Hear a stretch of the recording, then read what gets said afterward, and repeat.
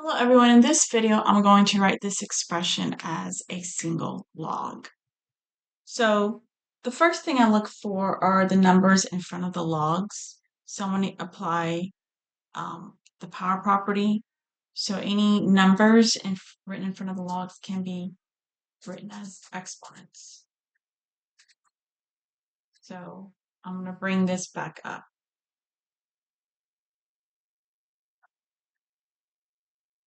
So bring the two back up. I always think of it as like it on rewind, because now we're going backwards to a single log. So I always see that in my head, like I'm rewinding. Okay, so then I just, I work left to right, and so I have the difference of these two logs. So I'll apply the quotient property, and so that means we take one argument to the first one, and that's our numerator, and we divide it by the second argument. So the log of a quotient states that we take the difference that is equal to the difference of the two logs, so the log of the numerator and the log of the denominator. So these two are equal. And then minus log base 5 of x.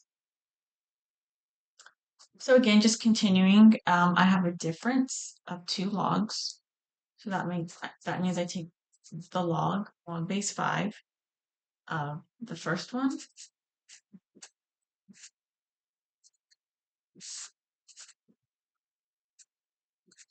divided by the argument of the second.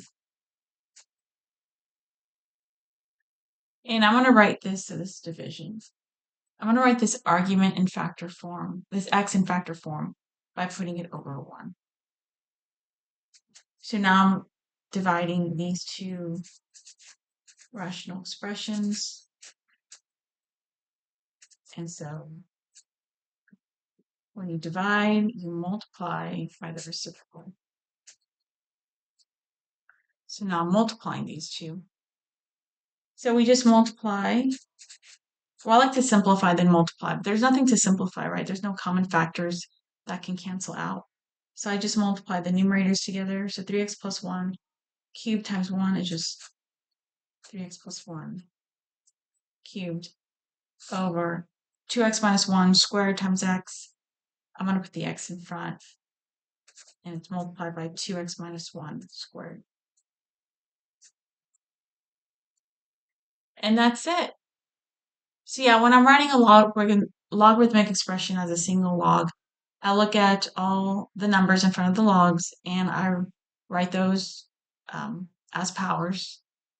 Okay, so I can bring them up here. And then I just work, left to right, and I see a difference. So the difference of two logs means I can divide the argument of the first by the second. So the first one goes on top and the second one goes on bottom because I'm taking the quotient.